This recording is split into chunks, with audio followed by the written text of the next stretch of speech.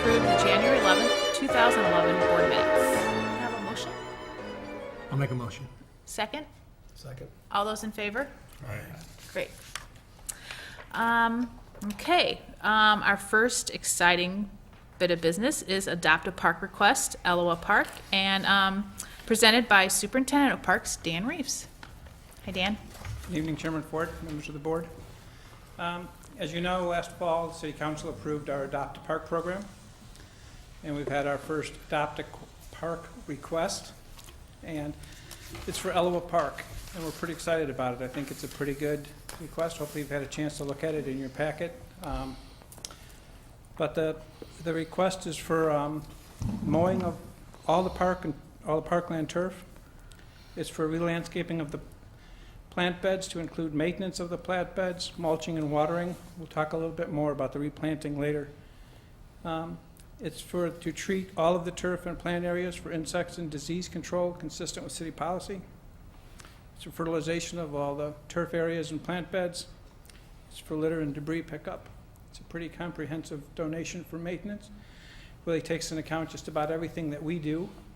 And it essentially will save the City Parks Department about $10,000, a little over $10,000 annually if you approve this through the board.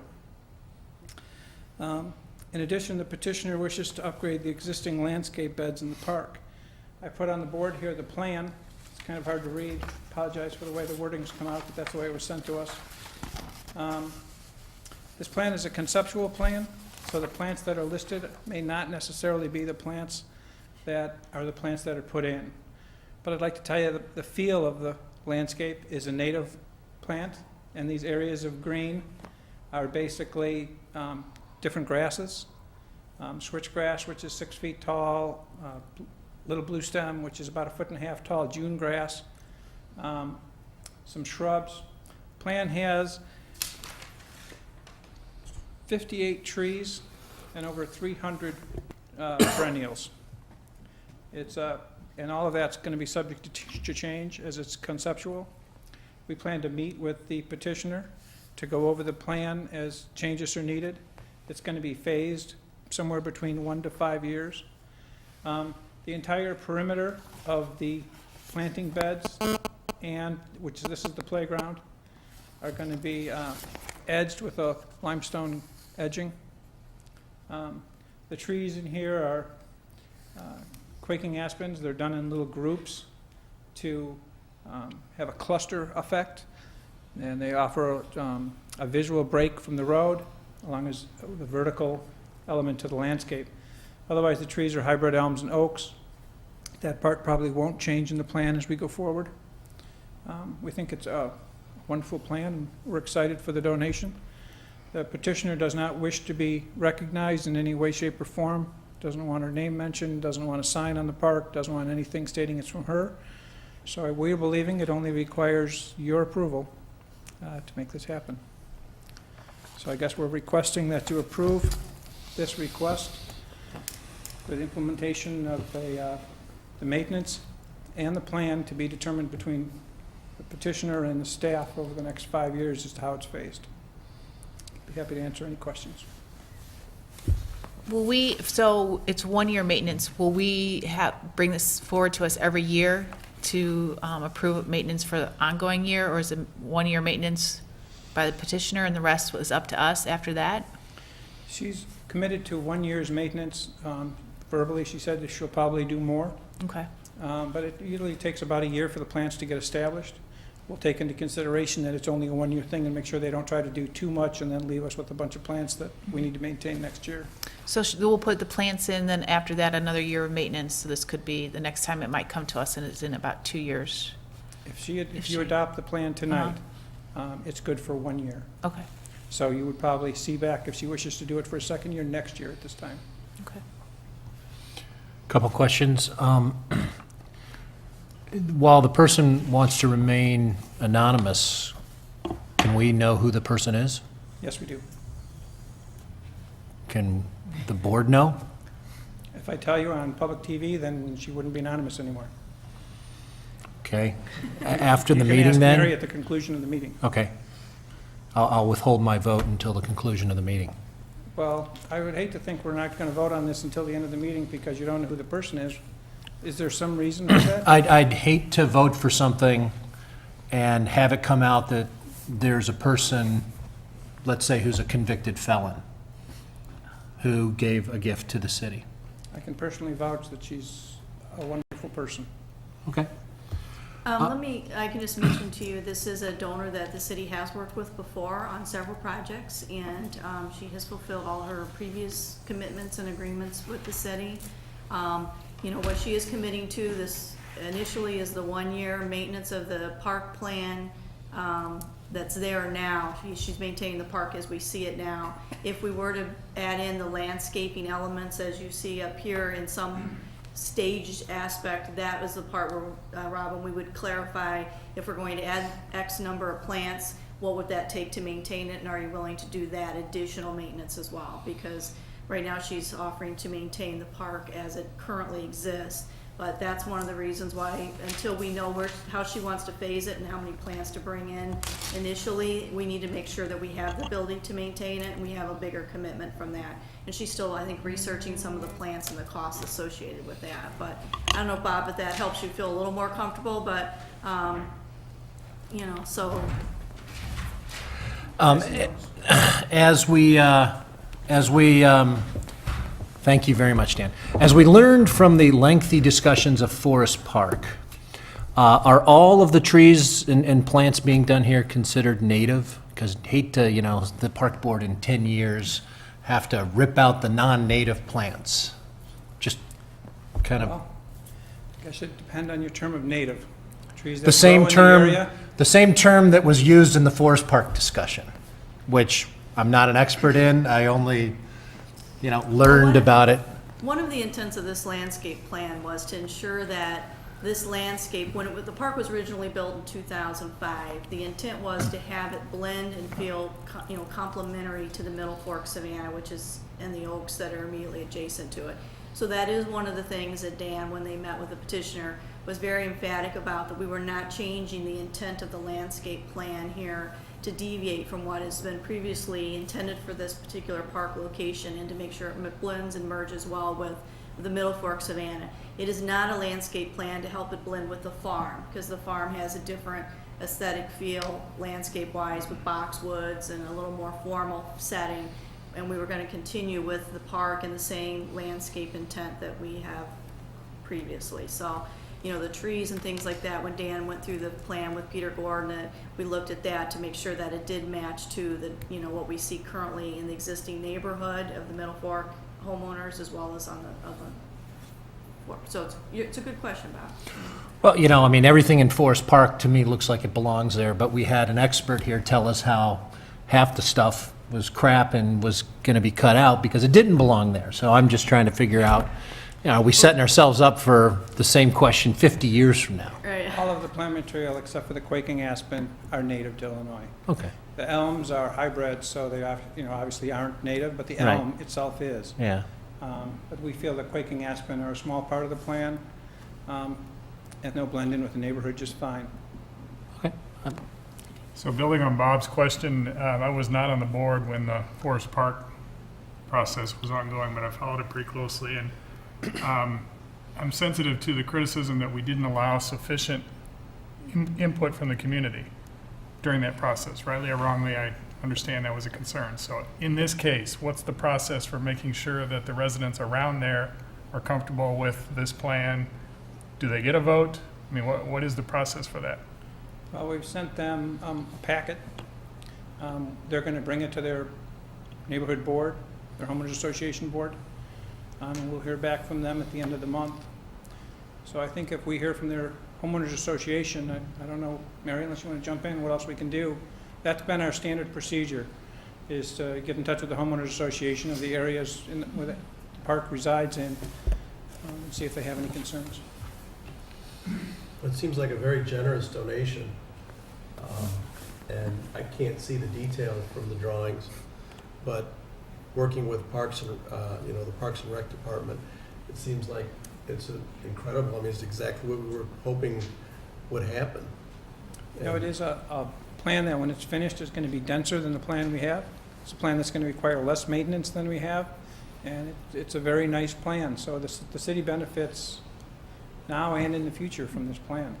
I think one of the most challenging aspects of the park is its lack of trees. And you might recall, we had a magnificent oak that was right at the entrance to that park that suffered some severe storm damage and unfortunately had, for safety reasons, had to be removed.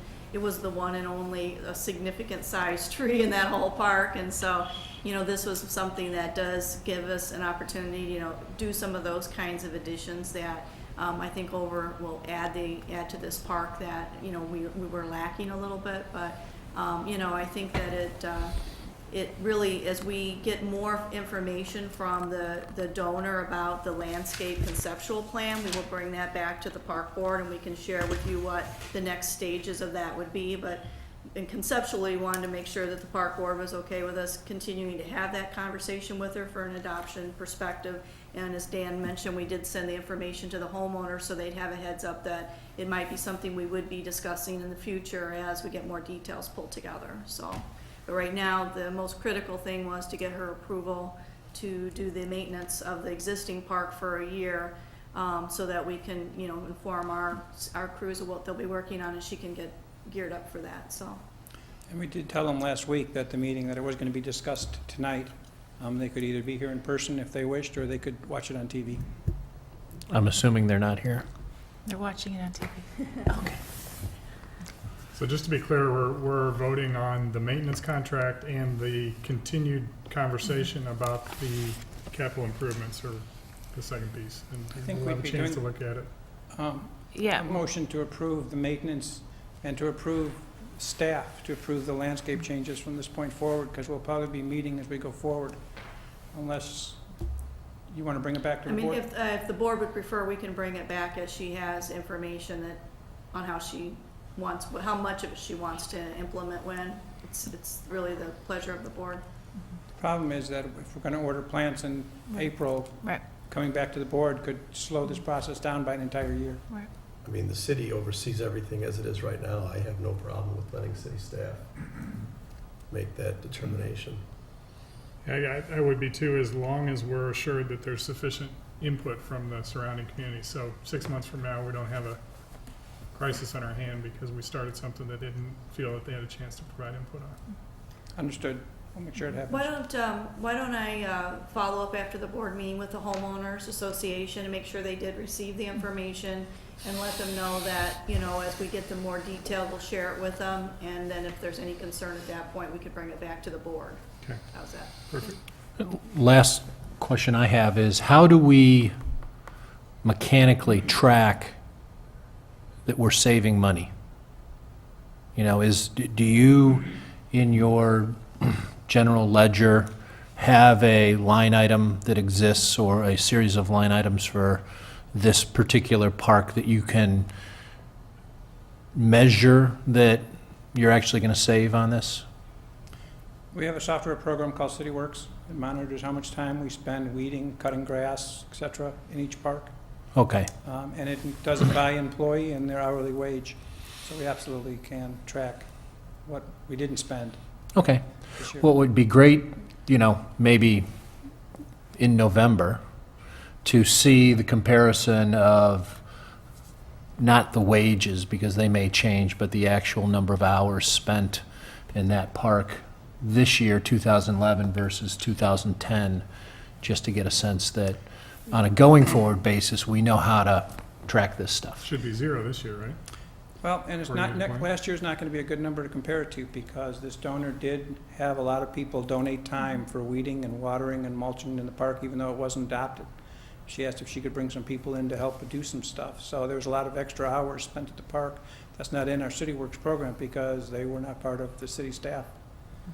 Okay, but we still should be saving some time.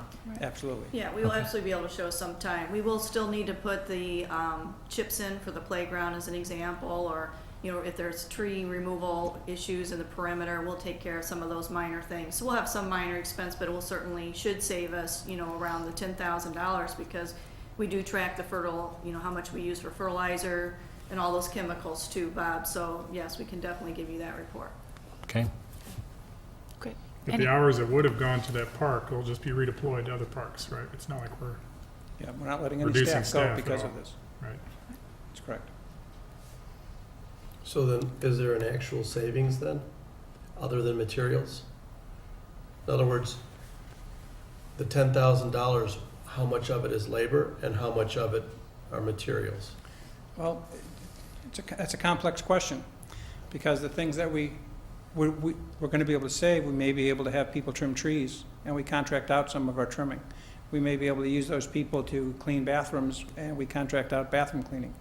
So we'll use those people in other areas, and they may offset the cost of us contracting out other things. We'd have to wait till the end of the year and actually kind of weigh it out. I mean, obviously, it's gonna help. There's no doubt about that. And if you talk to the people in Forest Park, we could certainly spend the time down there doing all of their requests that they have. So, I mean, having a little extra manpower is certainly a good thing. Dan, wasn't it approximately $2,000 to $3,000 of this 10 was for the chemicals and the Yes. fertilization that we had out there? The rest was mostly labor, litter, control, chips, that kind of cost associated. So, I mean, we have Playground a chips, breakdown now, so we just have to compare that for next year. We can give you a full breakdown. Great. Any other questions for Dan? Okay, can I get a motion to approve a one-year maintenance of landscaping needs for the park and consideration to enhance the park landscaping over a 1 to 5 year period as the donor is willing to commit necessary funds and maintenance and as approved by city staff? I'll make the motion. Can I have a second? Second? All those in favor? Aye. Opposed? Motion passes. Thank you very much. This is a wonderful beginning to our brand-new Adopt a Park program, and hopefully it will be the first of many to come. Next on the agenda is 150th celebration planting at Forest Beach, and presented by our city forester, Peter Gordon. Good evening, Chairman Ford, members of the Park Board. I'm here tonight to talk to you about the city's 150th celebration, more specifically a subgroup that was formed by former Mayor Michael Rummel. And currently, there are several members to this subcommittee, including Mayor James Cowie, his wife Lisa, Nora Ancona, and Susan Banks. This subcommittee was formed to go ahead and try to plant 150 trees throughout the community for the celebration of the sesquicentennial. And in doing so, they would like to plant 150 trees in the gateway streets to the community as kind of a tribute to this big occasion. In going forward, they realized that certainly with corporate and residential sponsorship, that this is going to be not only favorable to the residents who may receive trees, but to the community as a whole. But in doing so, they realized that over the course of several years, their donation may be forgotten. So they came up with the idea to try to plant a landscape that residents of all areas in town can appreciate. And what they did is they looked at a number of city parks, a number of city facilities to try to figure out where they could put this landscape. Landscape right now in general terms is just the planting of trees, could be flowers, could be shrubs. It's only conceptual, so they haven't really narrowed it down. They looked at a number of community parks, they looked at a number of neighborhood parks, and as you can imagine, even with our residents, everyone seems to fall back to Forest Beach. And in this case, they fell back to Forest Beach as a potential area to go ahead and make this donation. Currently, there is no plan, there is no underwriting. It's only conceptual based on the meetings that they've had. They also wanted to make it perfectly clear that this idea is strictly independent of the Forest Park Master Plan. There's been a lot of confusion lately of some of the work that's been done on the bluff, of the road reconfiguration that's taken place, the Forest Park Master Plan, and this potential design for Forest Beach. We called out 3 separate areas where there was room for potential donation. You can see that there's 3 locations, location A being to the north, location B being in the center of the park, and also location C being closer to the boat area. It was the city staff that location B had the most promise, although each one of those sites certainly had its own challenges. Location B consisted of plant material that is currently being cleared off of the bluffs, Norway maples, ash trees, honeysuckle, invasive plants such as buckthorn, and really opened up kind of a unique palette to do some type of memorial planting. Could be as simple as a couple trees, could be as simple as just some shrubs. But more importantly, the group felt that it would be appropriate to bring it to you for your comments, for your suggestions, any concerns that you might have. But more importantly, wanted to let the park board know, and certainly the public, that this is independent of the Forest Park Master Plan. And although they did look at those other areas, as they mentioned, they felt that more of the community uses this park than any other park, and therefore they wanted to pay tribute to the city's 150th. So I'm certainly happy to answer any questions. With that said, I think the caveat to that is we really only had one meeting, and so it's literally in its infancy stage. We have our second meeting scheduled for the 16th of March, so just in another week here. So any comments or ideas that you guys have, I'll be happy to bring back to that committee and share with them your ideas. And just, again, to reiterate about the Forest Park, this is down at the bottom. This is This down is by the Forest beach. Beach. This is at the beach, has nothing to do with above the beach and the Forest Park Master Plan. It's down below where, That's absolutely correct. Yeah. And you know, it's fair to say that when we receive calls in the summertime, sometimes weekly, people wanting to make donations of benches, wanting to make donations of trees, wanting to make donations, this is the park where people want to make their donations. right. Okay. Is it consistent with the Forest Park plan? To this point, there is no plan. It's only a conceptual idea. So I can't tell you plant material, I can't tell you species, I can't tell you sizes. Currently, we're showing 3 locations. We feel the center location would be the best location with the least impact to the visitors to the park, and certainly highlight an area that over time has been taken over by invasive plants. Are we being asked to vote on anything tonight? No, just to, if anybody's imposed, ideas, what direction, that type of information. I think if the city and this park board wants to maintain any credibility, it needs to be consistent with all of the vegetation plans of the forest park. There was a lot of effort, time, and money spent educating us on what were invasive species, and I would be absolutely opposed to any plantings after what we went through that would be inconsistent with that plan. I would be very supportive of any of the stuff that's consistent with this plan. Good. What's the committee thinking on sources of funding for this? Well, we have been very fortunate to receive corporate funding for the 150th. Most recently, we received a check for $10,000 from HSBC. We feel obviously the community is behind the city in the 150th celebration. So I think not only corporate sponsorship, but certainly residential sponsorship could be put towards this.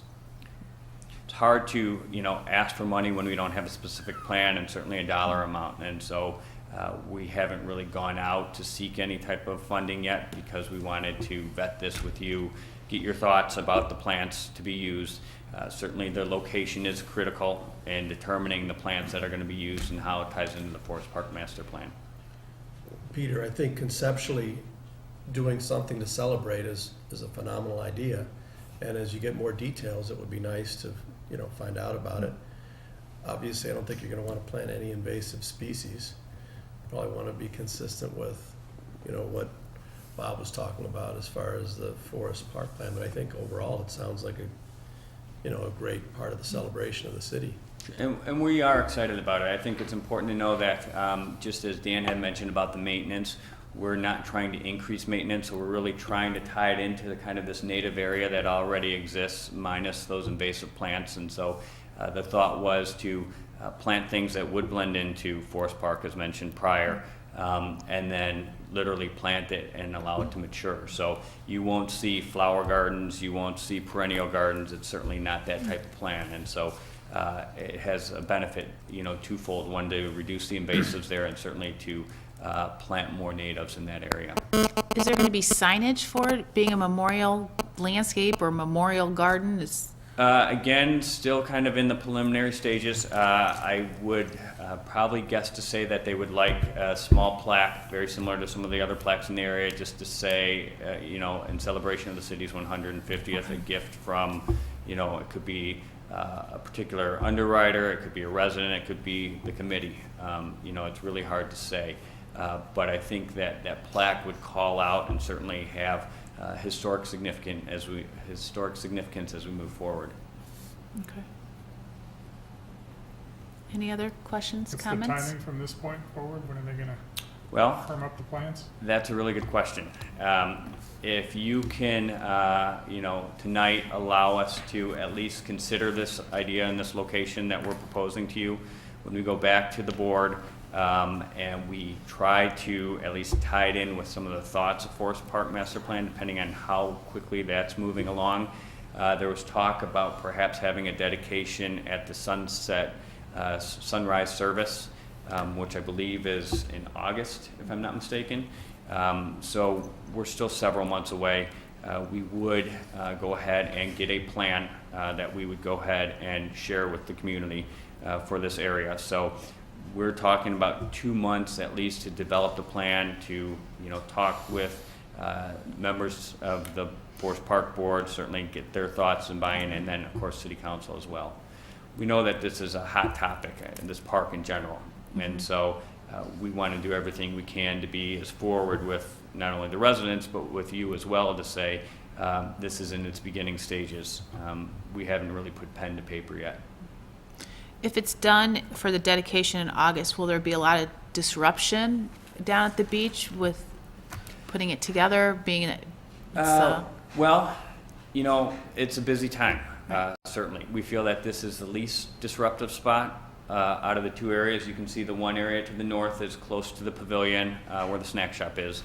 The area to the south is close to the boat basin where we have obviously activity with the boaters and people like that. So we feel that it's probably the least disruptive. It's off the path itself, the brick paver path. In doing that, that allows our crews to be off the path and certainly allow for pedestrian traffic to go by. I How think long that are you was, talking about typically to remove some invasive species and plant some trees there? The removals will probably literally take a day, depending on any type of locates, because there's some water lines that go through, some other miscellaneous things. The complexity of the design, we can probably wrap it up in 3 or 4 days. not long at all. So it's not an elaborate plan. At least Okay. that's not my interpretation of it. Great. Anybody else? Do we have anybody opposed for them going forward? Happy, give them our blessing to go ahead and review it? Yeah, I love it. I love the symbology of it, Yeah. taking out the invasive plants and putting in something new to celebrate our history. So Yep. Well, we're excited about it, and I'll make sure I share your thoughts and ideas with this board on, I believe it's next Thursday, Wednesday or Thursday. Okay. And then we'll start to slowly move forward, and hopefully in the next month or so, I'll have some more information to present to you. Great. Thank you. Thank you so much. Thank you. We look forward to this. Some great updates. Okay, next is information on the Ridge Team's course closure, presented by Program Manager Rob Carmichael. Good evening, Chairman and rest of the board members. I am going to be making a recommendation to close down one of our facilities that's under my direct responsibility, the Ridge Teams course. When we built it in 2003, that we were hoping to have a program that could generate some revenue for the department and also foster some more community groups to take advantage of a resource that there aren't too many of these facilities in Lake County.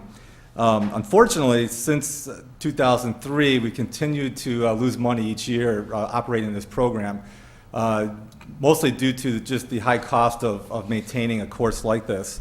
Some of the last, since FY08, for example, we lost close to $4,000. In FY09, we lost close to $6,000, and going into this year, we're also estimating another significant loss. Some of the primary factors on the recommendation is, one, we've got a high percentage of non-resident users of the facility. It is being contracted out currently to Synartesis, but because of that high percentage of non-resident usage, that was one of the things we justified on not continuing this program.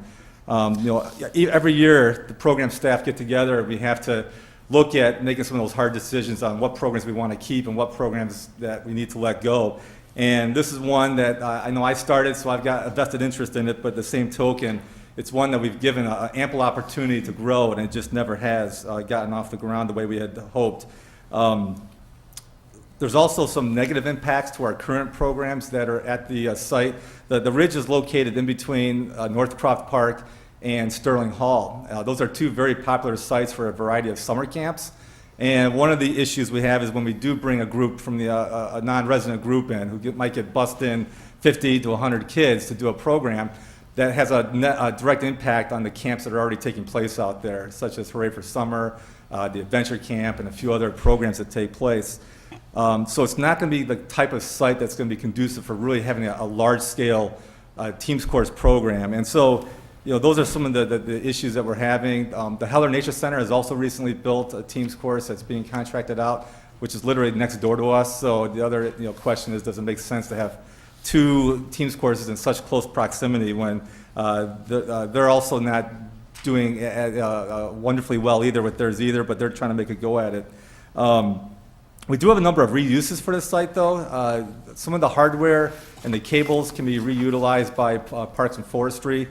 The footprint itself, it actually provides a really nice opportunity because when we built the course, we actually built or constructed a trail that connected Northcroft Park to Sterling Hall. So we got a really nice little meandering rustic wood chip trail, and the actual footprint of the ridge itself will provide some nice opportunities for our existing camps to have some places to get away, have some rustic furnishings out there, a place basically another activity area for some of these popular camps. So tonight, I'm just I'm making a request to the board to take action to close the ridge, effective, I think we're looking at April 1 of 2011. Okay. Is there a cost associated with terminating the Synartesis contract early? There's no cost. We have not renewed their contract for the current fiscal for the upcoming fiscal year. Okay. There was two groups that had signed up for a program, but they were not under contract, and one was a $100 deposit, so that's the only thing that we would be taking a hit on. Can you explain how the revenue is shared with the city? Yeah, with the contractual Yeah. agreement. Basically, our price structure is pretty complex, but let's say for an average program, which a group of 30 people, it might cost approximately $250 for a group. Synartesis would take approximately 80% of that revenue, and we would take the 20% of that. So is the 21,000 you show here that 20%? No, that's the overall revenue of the program itself. So that represents 100% of the revenue of the program. Then Correct. explain to me the expenses. So expenses are basically we have staff fees to manage the program. Isn't that the contractor that Well, manages it's it? both full-time staff with the rec department, and we also have the contractual expenses as well that are folded into that line item. We also have expenses pertaining to Dan's crew, the parks crew, in maintaining that course. And then also we have things like our annual accreditation inspection, where they have to come out and inspect to make sure it's safe. We also have some other upgrades and things like that we have to do to the course to keep it operating efficiently. Why is it that we have a contractor and we still have rec staff involved in the process? Good question. I mean, why not just have the rec staff do it and get rid of the contractor? When we first started the teams course, the whole idea was that this would be a rec staff operated program. And for about the first 7 years or 6 years, that's what we tried to do. Unfortunately, during that time, the program was not growing, and we could not justify a full-time position in overseeing that particular program. So we actually reallocated that position to some other program areas within the rec department. And at that time, we started to contract out the teams course in hopes that maybe we could kind of reignite the program a little bit and try and make it into a successful program. Unfortunately, it hasn't turned out that way, and once again, we're going into another fiscal year where we could potentially be losing money. And I think, in my opinion, we've given this program ample time to grow, and it's just one of those unfortunate things. Sometimes in this business, things that look good initially don't always pan out the way you want, and this is just one of those programs that comes with a very high cost to maintain, and I think that's where we have to make those hard decisions because of the fact that we do have such a high percentage of non-residents that are using this facility versus a true community program. I guess I don't understand how or why we still have staff involved if there's a contractor. And then my other question is, why don't we just charge more? Well, as far as charging, our fees are already fairly on the high side as far as from a competitive standpoint. In terms of the supervision of utilizing rec staff, Mary, I don't know if you want to comment on that, but. Well, I was gonna say, when I arrived 4 years ago, I was surprised that we had a Teams course in this location, primarily because when you look at Teams courses that exist in most locations around the Chicagoland area, they're built in conjunction with or adjacent to more of a nature center with a full-fledged outdoor nature program, environmental program, et cetera, so that you get the foot traffic that comes to that facility, then sees the Teams course, and it helps you from a marketing and a awareness perspective. And this site is very isolated and has no adjoining foot traffic that helps to market it.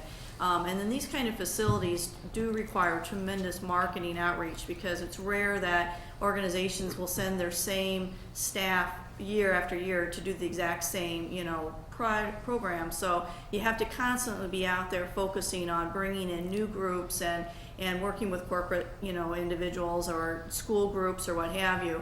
And then add into the fact that, we have neighboring facilities doing this.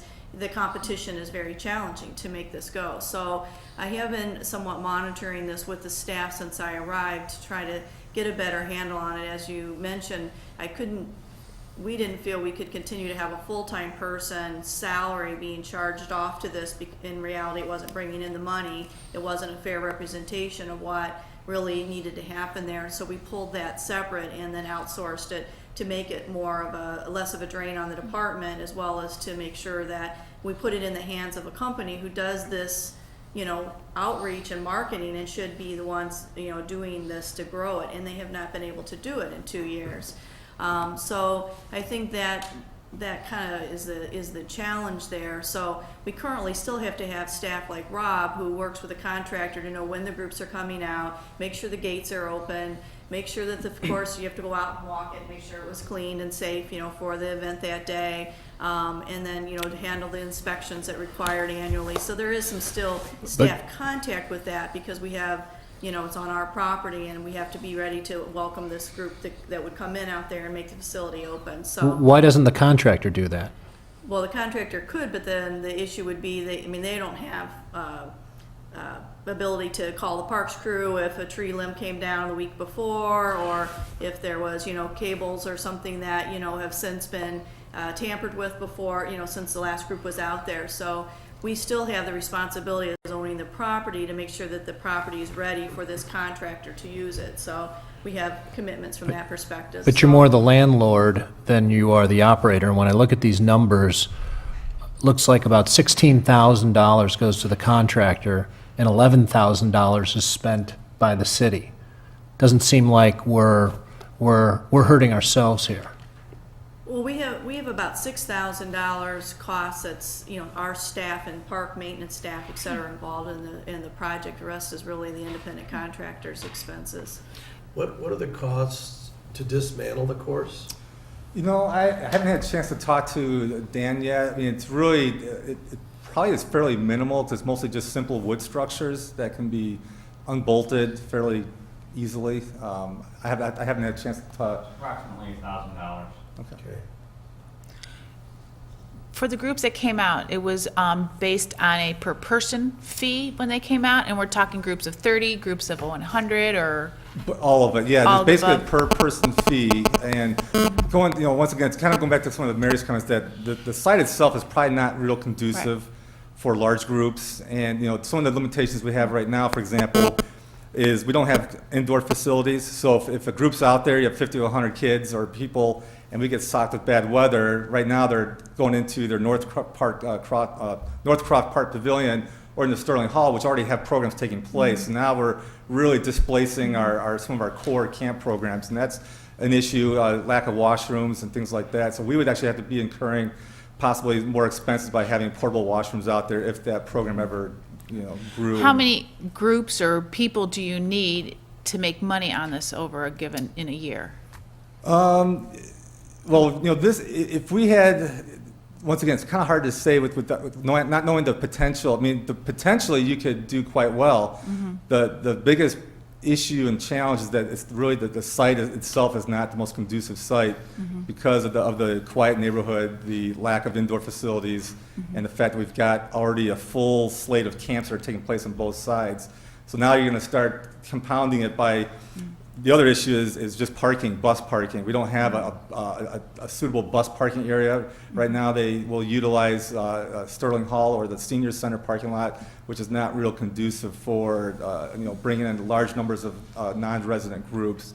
So potentially there could be opportunities to make money. What that is, it's hard to say because that carrying capacity at that site is pretty limited. I think that's where we have some of our challenges.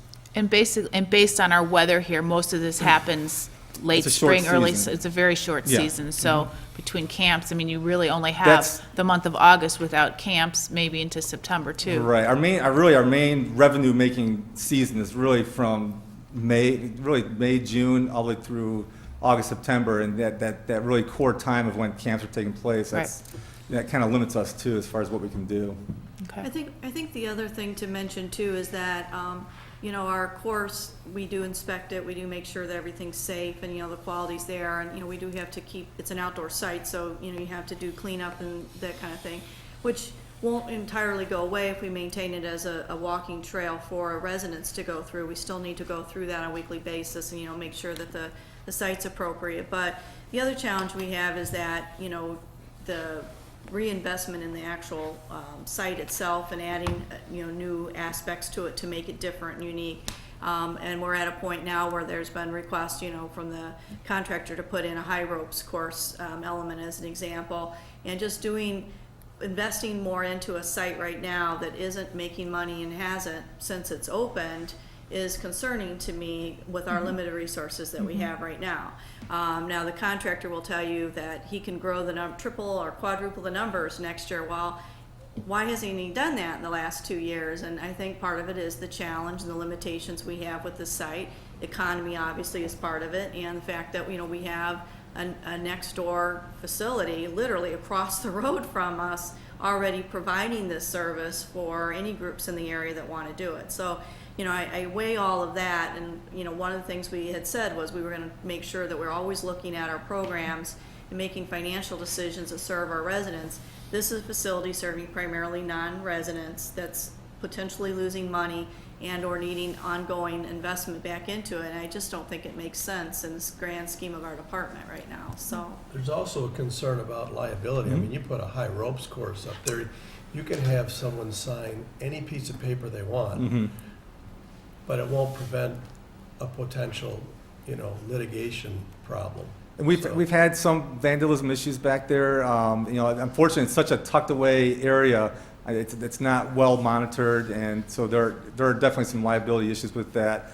Right now, we're at the point too that in 2 or 3 years from now, we're going to have to start replacing a lot of the elements that are already out there, which is going to bring more capital improvement dollars that we could be allocating towards programs that are serving more resident populations as well. So that was another factor as well. Any other questions, comments? No, I mean, I'd just like to see if we do end this, I'd like to see ongoing tracking of the $11,000 and making sure that the city is actually saving that, because that's what the city is spending on this.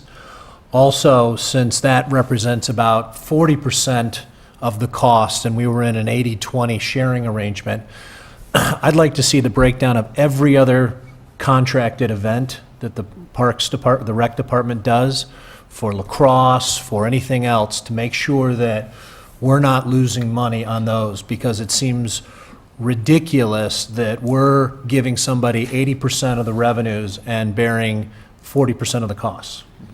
I'm really, So I'd like to see the tracking of the 11,000, which is what we're supposed to save by closing it, and then on all the other. Where are you coming up with the 11, because I show 8. Well, So I'm not sure we the shared difference. 80% of the revenues, which is 16,000 on the $21,000. We have costs of 27,000. So there's $11,000 in costs, or actually, maybe it's even greater. I'm assuming the $16,000 of revenue share is in the $27,000 number. Yeah, it says includes contracts. Okay, so that means $11,000 is being incurred by the city to run this program, which may be a good idea if we were sharing a contract 60/40, because it's about 40% of the expenses. But if it's an 80/20, and again, I think your logic for closing this is fine, I'd like to look at every other contracted program we do and make sure that we're not paying somebody 80% of the revenues and staffing it with our own people. Well, and I know that when we did the cost of services study, which we've done twice, this was one of the items, particularly that jumped out on that report that did show us as subsidizing this program even then. So we have that cost of services that I can also share with you as well. But It's more I of think- financial accounting I think rather. one of, I will say that one of the things I do not care about the way our budget system is structured, and it's a philosophy thing, but again, it's one that I find difficult, is that they started years ago taking the full-time staff salary and allocating amounts of it into programs. And programs grow, they shrink, they go away, they don't exist, and so it's really sometimes hard to make sure that allocation's appropriate on an ongoing basis with, each being divvied up that way. And this is a great example of, a full-time salary portion, because he also worked the beach, the West Park ice rinks, got divvied up to these programs versus the staff salary is separate from that. The program has to stand on its own and then make net profit to cover staff wages. So I think that's So one how of the much, things we're looking at. how much cash, how many fewer dollars in checks will the city write by closing this program? And if the answer is 0, that we're not gonna save a dime, then I'll change my opinion on this program. I mean, if we're gonna write less checks and spend less dollars, or if we're just gonna allocate somebody else's time to another program, makes no sense. The math doesn't make any sense for the logic of closing Well, this. we've already reallocated the staff salaries to there's programs, so this is reflecting our park maintenance, our independent contractors' expense, and the things that we have, like direct expenses for our safety inspections and things, but, So how much cash will we save by closing this? well, we think we'll be saving around $6,000, so, but we'll give you more Okay, detail on that, great. okay? But I think, I also want you to think about it from the perspective, even if we saved $0 as a city, okay, it's a break-even program, is this a business we'd want to be in for the long term that may cost us more money for capital and/or using our staff resources to bring non-residents to our community? So I think those are also very important points, besides just the financial component here, is what kind of services do we want to be in the business of, so. Which we've seen from the beach is that the residents have said that we want to have less non-residents using our facilities, especially when we're paying for it with our tax dollars. Oh, I don't disagree, but it's not as if there's residents that can't get in this. My thought here is, if we don't save any cash, then it's about $5,000 the city is going to forego in revenues that won't be made up elsewhere and is a loss to the rec department. Okay, got it. So I think you need to think about this mathematically differently if you're using allocations. It doesn't make sense unless you're saving cash. Anybody else? Dan? Yes? No? I'll, Abstain? I'll Okay. Can I have a motion to approve the closing of the Ridge Teams course effective April 2011? So moved. Second? Second. All those in favor? Aye. Aye. Opposed? Great, the motion passes. Thanks, Rob, for Thanks, looking Rob. at this and bringing it to us. All right, we have our very own Hunter Ratliff, who is going to talk about the sailing program report and maybe fill us in on some of his adventures lately.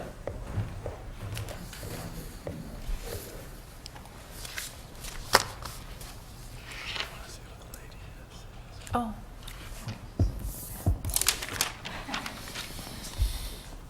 That's a you.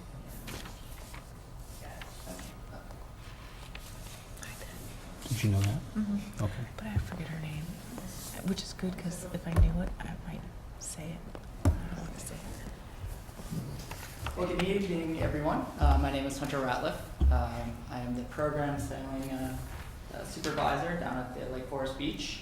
And this evening, going to be talking to you about our full year-round program that we run. So, being up in the Midwest is kind of, we seem to be limited to only the summer months, but we've made it into a full year-round program. So on the first slide here, I have that we are a team. So even though it's a sailing program, I like to stress to even our Learn to Sail programs that we are a team and to get them working as a team. We can go ahead and click the next slide here. So we offer a variety of programs. Our biggest program is our summer program. And we run a 10-week summer program. And we run anywhere from 8 through adults. So we can click the next slide. So our first program that we run is the Learn to Sail program.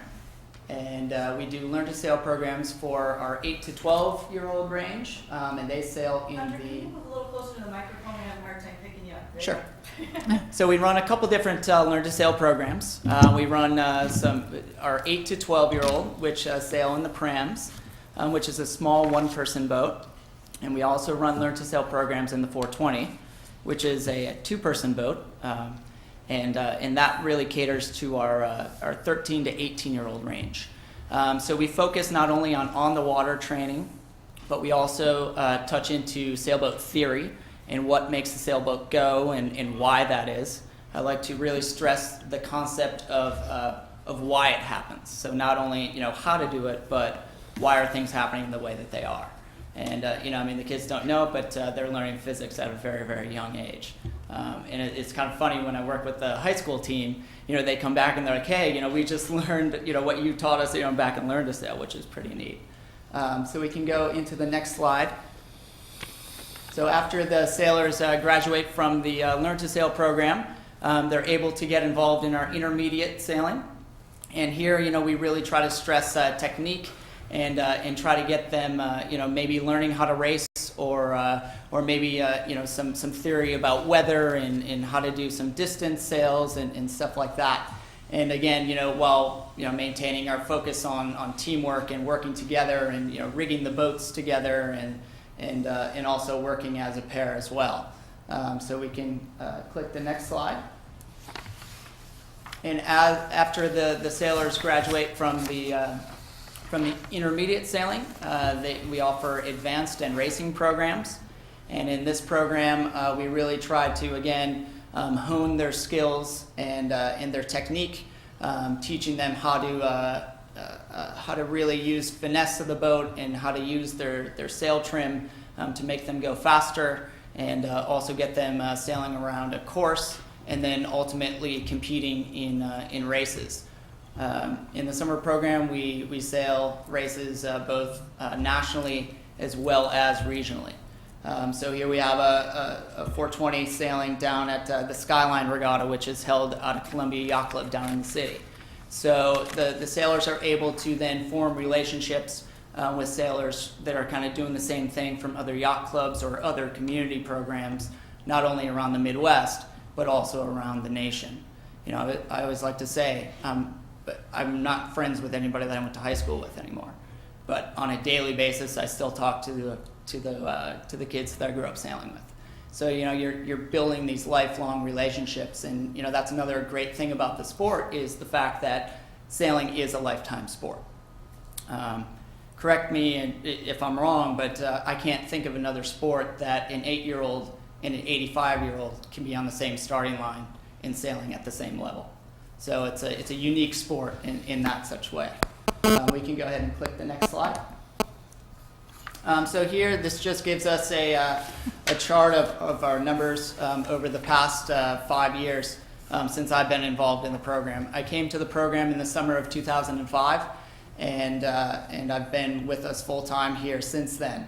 And this past summer in 2010, our program has been the largest it's ever been. So we put, just through our summertime youth program, we've put over 236 sailors through the program, and it's growing. So, you know, we're looking forward to a very successful summer program this summer. We can go ahead and click the next slide. So not only do we run a 10-week summer program for the youth, but we've also been involved with the high school sailing program. The high school sailing teams, they sail in 2 seasons. They sail in the spring and in the fall. We actually start on the 14th of March. This just in a week. In wetsuits, right? Yeah, so it's very, very cold. But we are getting out on the water and sailing very, very early. You know, the sailors and young athletes are sailing with dry suits and woolly hats and the whole deal. So, you know, we are no longer being in the Midwest at such a disadvantage of only being able to sail in the 3 months of the summer. Yes, we have to wear a little bit more gear, but as the old saying is, there's no bad weather, only bad gear. So, you know, so we use that. So we sail in 2 seasons, and we compete both regionally and nationally. So since I've been with the program in 2005, I've taken the team to 10 national championships, 3 top 5 finishes, and also a division win, which is absolutely unheard of for a Midwest program. Before that time, I mean, a Midwest team has never broken the top 10 at a national championship, let alone coming from a community sailing program. And that's what we kind of need to remind ourselves, is the fact that we are a community sailing program and we're not a yacht club program. It's kind of expected for, you know, a Chicago Yacht Club or a St. Francis Yacht Club to be very successful on the national scale. But now it's getting to the point where, you know, we have the ability and the resources and the talent to be able to compete on a national level. So that's pretty neat as well. We've seen a lot of growth through this program over the past 5 years. We can click the next slide here. It's pretty drastic. When I got here in 2005, there were 5 members on the team, and were involved in the spring and fall programs. This past fall, we had 36 members on the team. So, and that's growing. And, you know, I really try to stress, again, those teams from an early age. And we're using all of the summer feeder programs, the youth learn to sail, the youth intermediate, all that to kind of gear up and ramp up the spring and fall, and to really have these young athletes make a commitment to the sport of sailing. So, you know, we're finally starting to see that, and it's taken a long time. You know, I've been working on it since I got here, and really trying to develop the culture of the sport and the fact that it is a sport and not seen as just an activity or something to do in the summertime. We can go ahead and click the next slide there. So we run programs in the spring, fall, summer, and we also run programs in the wintertime. So yes, it is it's iced over up here. So what we do is we have a giant trailer that's featured in that photograph, and we load that up with boats, and we take that down to southern Florida for the youth sailing circuit that's down in southern Florida. So the young athletes fly in and sail the events and compete at these international events with over 100 boats in them, and then the trailer gets taken to the next location, and they fly back in and do the same thing. We try to hit 3 major events over the winter, as well as some clinics. So again, the Midwest is no longer at the disadvantage of, you know, we can't sail in the winter. We can, we just have a little bit longer travel time to the venue. So we're sailing full-time year-round. So it's helping, the whole district. And really, there's no excuse now that we can't sail and we're not on the water. We can click the next slide. So, our alumni of the program, once they graduate, we have a lot of them sailing in college, which is a great outlet for them. And we also have 2 sailors that graduated from the program that are now on the U.S. Olympic development team, which is great. So, we're starting to see our alumni really starting to blossom out of the program, and they're using all of their skills that they gained in the program later on in life. We can click the next. So we do a lot of youth, 8 to 18, and we also have an adult program. We have a Colgate 26, which is a 26-foot keelboat that was designed primarily for instructional use. We are a U.S. Sailing certified accredited keelboat program. So we're able to run these certification classes for adults that, let's say, want to go down to Miami or down to Tortola or wherever it is and rent a boat. They now have a certification if they take this class that they're able to then take the family on a vacation, which is great. So a couple years ago, unfortunately, we lost our boat. So we went a year without the keelboat program and without being able to really cater to the adults. We tried to run programs on our smaller boats. Unfortunately, they're not as apt as the youth sailors are at getting wet and being splashed on the sailboat. So we were able to get a boat a year ago, and we're starting to see our adult program starting to pick back up again now that people know that we have a boat and we're able to accommodate them. We can go ahead and hit the slide. So some new programs. This past fall, we introduced an Optimist racing team. And Optimist is the small photo there on the upper right, a small one-person boat. We had 5 sailors on our fall Optimist team, and we were able to travel to 2 events around the Midwest. So we're looking forward to trying to get them back out on the water here this spring and trying to really get them ramped up in sailing more year-round and trying to make a commitment to the sport at a very young age. We also have programs now that the adult program is back in full force, that we start getting into intermediate keelboat programs and advanced keelboat programs, so they can learn the skills that if they wanted to race or do some distance races, they would have the skills to be able to be a crew on, let's say, a boat out of Waukegan or a boat out of, wherever it is.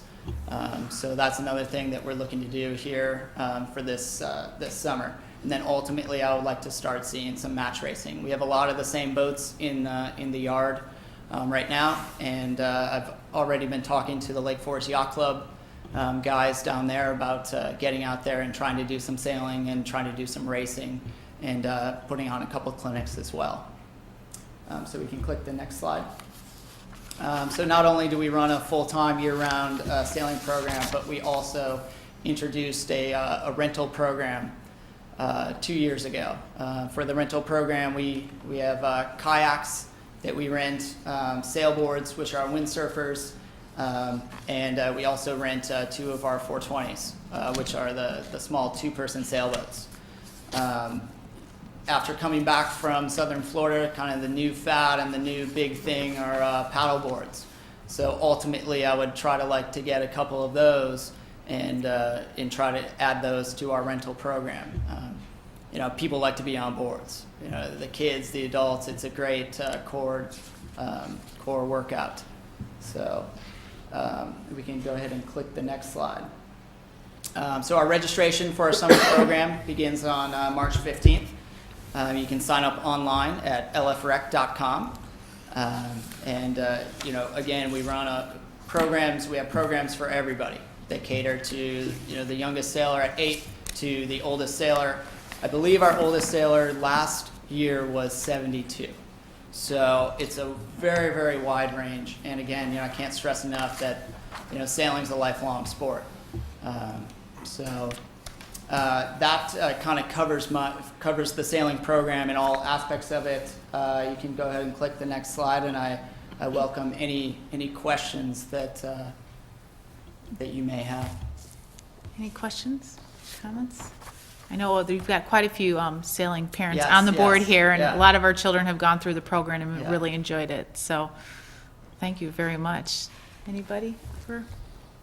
Thanks, Hunter. Thank you very much, Hunter. Good Thanks a work. lot for coming. Sure. It's a Well, great thank you for job. having me. Okay. All right. That's the end of our reports, and now we'll turn it over to Mary Van Arsdale for her director's report. Dan, do you think you could pull up the organizational chart? It's right there. I had some things tonight that I wanted to share with the board on my director's report, and the first item was a staff reorganization. I brought information to give out to all the board here too. Let me just see where that went. But the organizational chart, here we go. You guys can pass this around. The city was really struggling with financial challenges this next year, and asked all of us to look at opportunities and ways to reorganize our departments that may result in financial benefits for the long haul for the city. And one of the items that the city manager and city council voted on last meeting, or 2 meetings ago in March, was to approve, or February, I should say, they approved it, was the early retirement incentive. And basically what this allows in is employees here who have a certain number of years in the Illinois Municipal Retirement Fund to be able to take their retirement 5 years earlier. And with that, the city looked at opportunities to restructure departments and eliminate positions and/or create positions that would result in savings overall for the city. And our department was one of those that has a number of employees that have expressed interest in taking their early retirement. 2 of them are at our superintendent level, which is Wendy McKiernan, who's been with the city over 30 years, and Dan Reeves, who is our superintendent of parks here this evening, and also with the city over 35 years. So both of our current superintendents are anticipating and planning to take early retirement. Dan is the one who's be leaving us the earliest, which would be on April 29th of this year. So we're currently doing a search to replace. But as part of this, it was a really exciting opportunity, not only for the employees that are retiring, and we're a little somewhat jealous of the fun all of them are looking forward to, and the recreation events that they're going to do with their lives, because it's really fun talking with them and all the things that they are going to be doing. But it gave us a chance to really step back and look at our department. And on this organizational chart, I'm going to come over here for a minute just to kind of grab that clicker.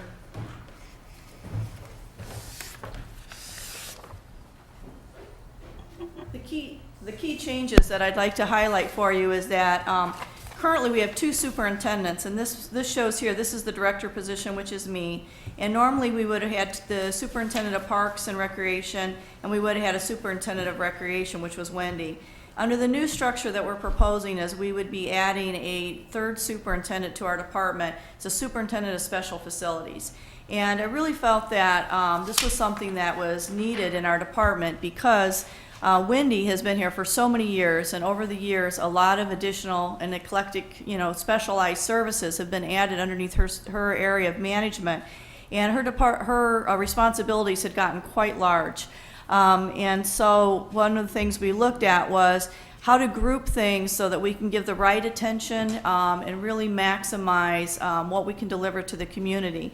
So under this plan, what we did was Superintendent of Parks and Forestry currently also includes golf operations. And we moved the golf operations under what will be called the Superintendent of Special Facilities now. And then we broke out Wendy's job so that under the Superintendent of Special Facilities, we will have the Deer Path Golf Course, the Fitness Center, the Wildlife Discovery Center, the Sailing and Boat Basin Services and Programs, and then the Marketing Department of our department. As you can see, those are all very entrepreneurial, very revenue-generating facilities that also come with a unique service delivery focus that we have. The marketing we felt there is evident because I think that is an area that we have to constantly produce high-quality marketing to drive our revenue streams. There, though the marketing, obviously, person will do work for the entire department, but they'll report to the superintendent of special facilities. Then what would be under the superintendent of recreation would be what I consider more of our core traditional program areas, which includes all of our athletics, youth and adult, our early childhood and dance program and special events and our arts, as well as, trying to read my last chart there. What's the last one? Payroll, admin, What's the last one? payroll. Payroll. And we have all the payroll for our department, which is quite extensive with full-time and seasonal employees throughout the whole year. And then staying and remaining underneath the superintendent of parks and forestry. Forestry, as you recall, came under our department a year ago. It's quite a large crew that's here year-round. We play a significant role with all kinds of aspects of the streetscape, trees and plantings, cul-de-sacs, the winter snow program, et cetera. And though this has a lot underneath it, we have it identified on the organizational chart from 3 core areas, which we have, primarily identified the urban forestry, which is anything related to all of our forestry practices, our horticulture and maintenance, which is everything from pots, flowers, plants, et cetera, that we do take care of in this business district, at the Gorton, at City Hall, all the flowers throughout the parks, that kind of thing. And then, of course, the other area, which is more of our maintenance and buildings and grounds and some of that type of work as well. So what we are losing in order to accomplish this structure is we have eliminated a manager's position. Basically, we took our cultural arts manager position and our early childhood and lakefront and special events manager positions and merged that into one and eliminated a manager. We've also eliminated 2 recreation supervisor positions within the department that they were vacant, and we've chosen to not, one of them was vacant, one of them we recently made the change on, so we were not going to refill those. So that helped us get some additional savings in our department overall to kind of make this change happen. I think that it will give us the right structure in order to better deliver our services, and I think it'll be an exciting opportunity. Sally Swarthout has been given the superintendent of recreation position once Wendy's retirement goes into effect. Wendy will leave later this fall, but we will be hiring for the superintendent of parks and forestry. We have the job posting out there now, so we're taking candidate applications, internal and external, simultaneously. And then later this summer, we will do the superintendent of special facilities position, again, internal and external simultaneously, so that we can make sure we get the best candidate, for our leading our divisions going forward. So I wanted to share that with you because City Council has already, been involved in this process and has approved the ERI. The city manager is responsible for approving the reorganization staffing structures, which he also has approved this, and we're starting to move forward with it. We have some staff that are also at the golf course, Chris Marzellik, we have Rich Bailey, we have Don Keppel in the Forestry and Parks Division, other employees that have expressed interest in also taking the early retirement, and so we'll be, looking at replacing those positions as those schedules are more fully firmed up with those employees. And then we have a few employees that at this point have not expressed an interest in taking early retirement that had that opportunity, so. Mary, a couple questions. So Yeah. what's the net reduction in headcount for the department? And then secondly, can you just comment on the span of control of one in the parks and forestry compared to the other superintendent positions? That just looks a little odd. Well, what we did was, it's hard to, we have crews underneath all of the parks and forestry. The 3 positions you see there are really our foremen of those crews, and then they have, crews underneath them. So it's, again, quite extensive, whether it's our larvicide, program, or our tree trimming groups, or our mowing crews, and et cetera. They aren't broken down in that level of detail below them. I was commenting more on the layer above that where you've got the superintendent with 1 direct report. This one? Yes, it doesn't seem to make sense organizationally. Superintendent of Parks and One direct Forestry reporting to me as well as the other two superintendents? No. City forester. The city reporting forester, directly. the superintendent of parks and forestry has one employee, One the direct city report. the city forester. Correct. We currently have that structure now. It works quite well. Peter, who's here, Gordon now, reports to Dan Reeves, and all the three foremen are under Peter. So Peter really oversees all the crew schedules for the day, fleet allocation, et cetera, and then Dan sits and coordinates, obviously, with the department to inspect work projects that are out there, to do administrative, budget work, meet with community groups and that kind of thing. But we have that existing for a while, and it's been working very well. But Dan has more than forestry today, right? Parks, forestry, and golf. Yeah. So let me ask a different question. What is the cash savings? It was for- about $240,000 for our department in reductions for our full-time because of the ERI. Now, we do have to pay out ERI contributions for, those who are leaving, so we won't see that gain in the next, fiscal year, but in the future years going forward, we would see some of that, most of that. You're going from 2 superintendents to 3 superintendents. Mm-hmm. Putting the ERI payments aside, is that a cash savings or an additional expense? It was a cash savings, with the savings, assuming that we removed eliminated the other positions in order to also make sure this could happen.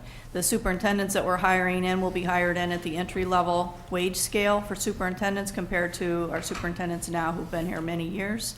So there was some savings from that aspect.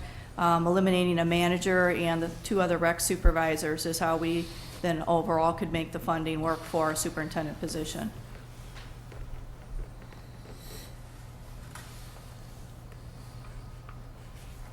Will early retirement be open up again for some of those people who decide not to take it this time around? No, it's a program that you have to, pay off the city's obligations over a period of time. The last time they did it was 10 years ago. Okay. So it's really, This is it's not it. something that the city typically would entertain. It's used primarily as an opportunity to reorganize for savings. Public Works did a similar reorganization. They eliminated, some positions in their department as well, and chose and moved people into different leadership roles. Most of their positions were filled internally, however. We're going to have a approach that could possibly lead to, external candidates coming in as well. Just maybe an observation I'll leave you with, and this is certainly not well, first of all, losing Dan is a huge loss because Dan does more than what his box indicates. Yeah, that's always the hard thing, But organizational chart. from a management standpoint, and I'm not trying to usurp the way you organize your department, but you may consider not having one person with one direct report. Nobody in private industry would ever do that. And I don't think in these times a city should be doing that. And I think if you have a situation where, is the city forester somebody that you would want, and I know he's sitting right here, to be a direct report to you, but I think that in this particular day and age, this organization structure would have a tough time standing up to the light of the community. So a suggestion there. Okay, appreciate that. Is it accurate? I mean, is it really a direct report? I'm sure that there's more than one person that calls Dan on a regular basis. Well, we are very much a team department, and so, when I meet with Dan, I meet with him, every week for an hour, and then Peter comes and joins me, and so then the 2 of us are together, a weekly, and then the crew, the foremen all meet also, so, I think it's a little deceiving, as you say, because we flow in and out depending on the types of projects, pulling our expertise from all levels within that department to assist us with things. We might meet with Miguel, on all the landscape plans for the plants and the pots and that kind of thing. So it's hard on the organizational chart because, we've got maintenance 2 workers that aren't reflected on here that are full-time. We have maintenance 1, but when this HR department put these together, they tried to keep it more of just the big broad broad-based look versus a very detailed organizational chart, which we have had everyone in our entire organization with their names on in the past, but they're trying to kind of streamline this and be consistent across the departments. And they haven't gone into, like in the plan department, they didn't go down into showing, you know, inspectors and you know, all the different people below that too. So it is a little bit, I think, deceiving that way, but. Okay.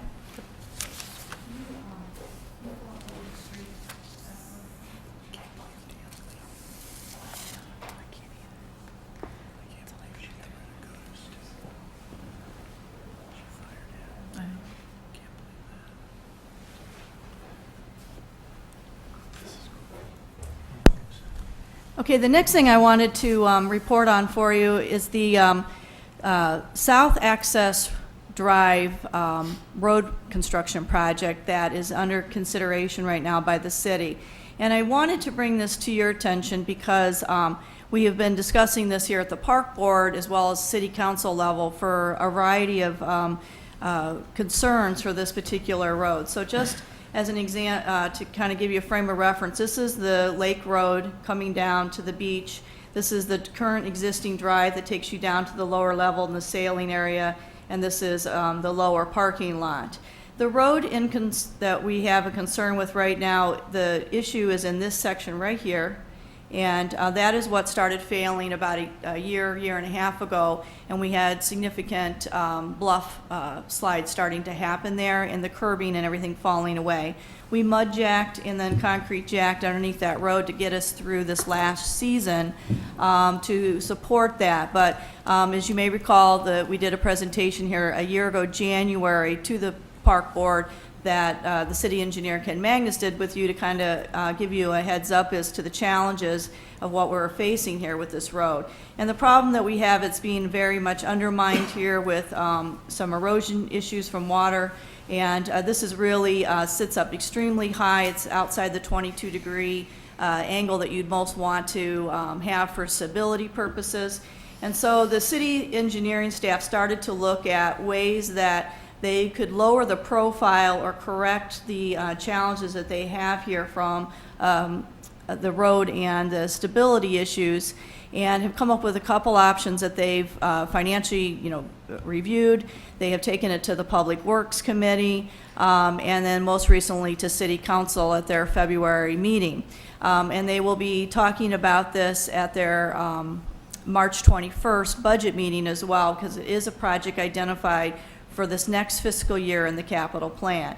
And basically the concept that's under discussion here is straightening out the road so it doesn't have this big curve in it, and taking it, as you can see in this red area here, to a new location. That this is a fingerlet ravine. It is not it's not an essential ravine that water flows in and out of. It just drops the rains down to the bottom here. And this is a little peninsula that kind of juts out here. We used to have an old maintenance shed that's there. The foundation still exists, but the shed itself does not exist. And so by incorporating this area and moving the road to this fashion, it would straighten this out for safety reasons and give us more of an area in which to build and securely construct and engineer the road, so we don't have as much issues with the erosion. So in planning for this, what we've been looking at, and Peter's crews have been down there, is they have started to put dots on the trees that would identify potential tree removals that would be necessary in order to address this failing road situation and to build this road in this location. So we're doing that assessment now, what kind of tree removals it would require down there. Because this is a construction project, we would then come back after the road was built, and we would replant to a certain degree down there some of the trees, and some understory plantings to help secure the sides and the edges of the where the road is and stuff going forward. So that is still in the planning stages. We don't have that detail done yet. We're counting the trees right now. We're inventorying what the tree removals would be. And staff are working on a replacement plan that would go in effect if they do move forward with this. And right now, City Council does like this option. They've looked at 3 different options. This is the one that they seem to be leaning towards right now. And if they do approve it at their March meeting as part of the budget, we would go out for bid this summer, and the work would start right after Labor Day and would run all the way through the December. We did put some notices in some of our boating and beach permits that would going out that this is a potential project, and if it does go forward, we would prorate launch fees or parking fees that normally go through the fall season because the access road would be closed at that point. So we are starting to kind of get that awareness out there, which is why I wanted to also make sure that the park board heard about this. This tree tagging that we're doing and some of the removals that has already started to happen here is in preparation, because no matter what, we have to do something with this road, and we're starting to see, you know, some issues down there, and we need to get access in order to do the work going forward. We're trying to save some money by having the city staff, forestry crews assist with this part of the project. Has nothing to do with Forest Park master plan. It has nothing to do with the normal vista opening and bluff clearing that we've done to stabilize the bluff on the north end for the last few years. This part of the work right here is strictly related to preparation for this project that will go forward in some fashion this fall. So just wanted to kind of give you a heads up on that. This was a section of the road that used to be the ring road that they did pull the bluff back in 2000 and did do some tree removal at that point in time and also stabilize this area. So now this drainage issue and failure of the road is now migrating down to there now. So city is trying to get a long-term solution here that hopefully will stabilize this so we can continue to have access to the lower level. What's the revenue impact? What's that? What's the revenue impact to the various programs in, you know, boating permits? The sailing program will be impacted. We've looked at, it's about $30,000 potentially. We have the ability for our sailing, you know, patrons to, you know, park up in the other end of the park, and then they could go down the staircase and get down, you know, to the sailing area. It doesn't allow you to bring your own boat in and launch, and it won't allow you to drive your car down to the lower level, but we can still run some of our programs still by just making the access point coming in and walking down the beach to this area. Those are, you know, some of the limitations that, you know, we are facing. When you replant the trees around the road, if one of the principal reasons of this road is to allow boaters to go down, it would be nice if they were not right up against the curb so that they don't scratch the hull of your boat when you go down. Yeah. Number one. I'm serious. Yeah, I know. If they're going to replant yeah. them and they get big Right. over time, it would be nice if there was a little space. Because when you have 2 boats crossing, Mm-hmm. it gets to be very challenging. Right. The second thing is if you have 2 boats crossing and pedestrians, which this was approved for pedestrians to be able to go up and down this road, are they going to make it a little wider so that there's actually room for everyone to be on it, or are they going to just turn it back to boats? Engineering is looking at the possibility of having some type of maybe adjacent access here and, you know, maybe a different way down to the lower level. The problem we run into is when you get down a little bit lower here, we still don't have, only right here do we have a little bit of flatland area to put that sidewalk off of the pavement, but we don't have it all the way down. That goes away when you get down here. We just, again, lose.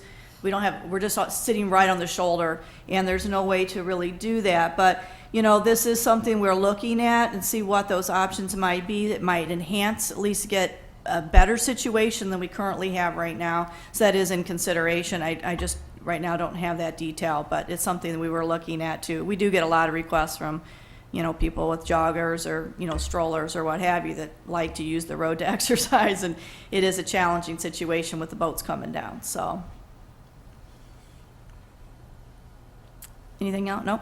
Good on that? Okay, so we can drop that one down.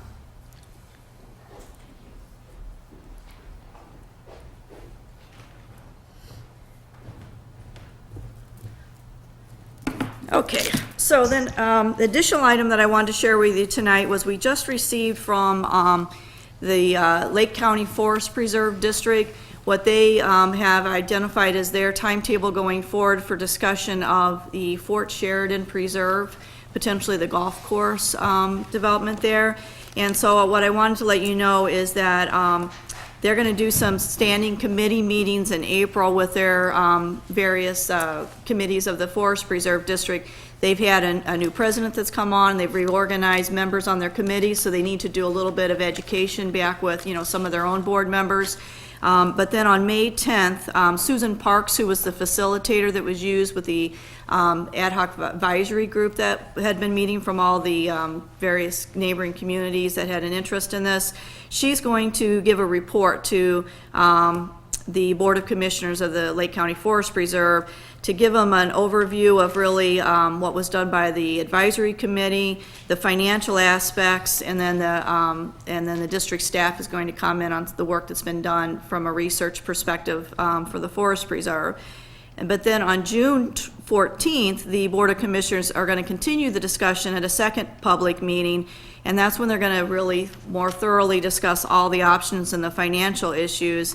The board could choose to make a decision at that meeting as to what the Lake County Forest Preserve will do going forward on the property or not, but it is two public meetings that are coming up. So the first one was May 10th, and the second one is June 14th. Both meetings are going to be at the Lake Forest County Building at 18 North County Street in Waukegan. They have all this information posted on their website as well, and there also has a full history of the project and all the meetings and things that have transpired, as well as the summary report that was compiled by Susan Parks. So all that is available on the website. But I just wanted to, mention it to you as well as to the Lake Forest community that's been following this project.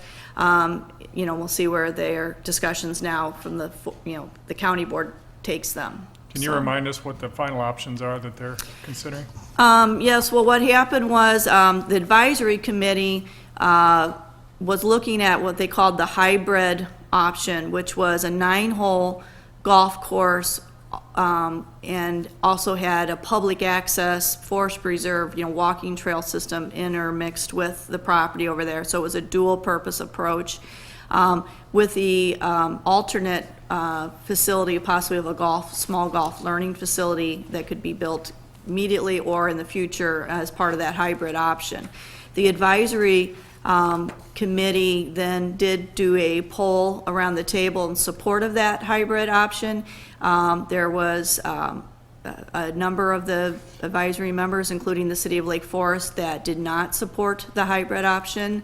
The city took the position that they did not feel it was economically appropriate right now to do that. The numbers didn't, reflect that it could be financially successful, and that we had concerns about supporting that hybrid option because of that reason.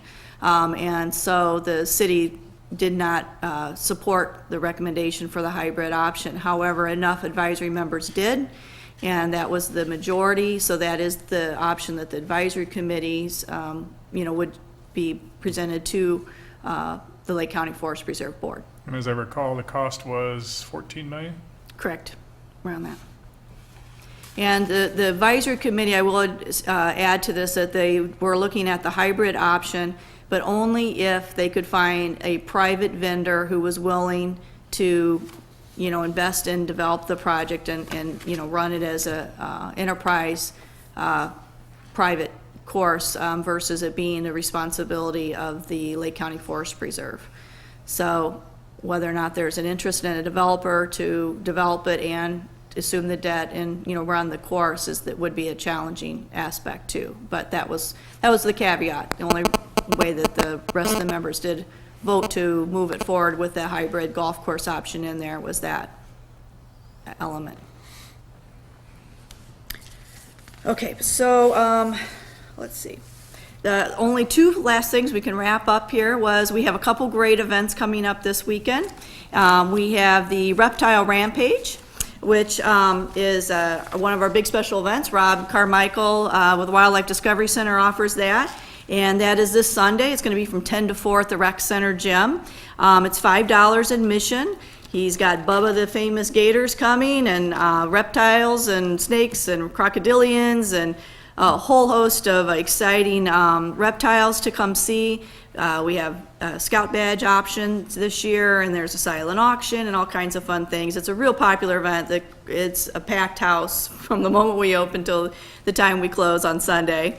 And then also on Sunday, we have our benefit, A Passion to Dance, which is our benefit fundraiser for the dance program. It's going to be held at the high school starting at 3 o'clock.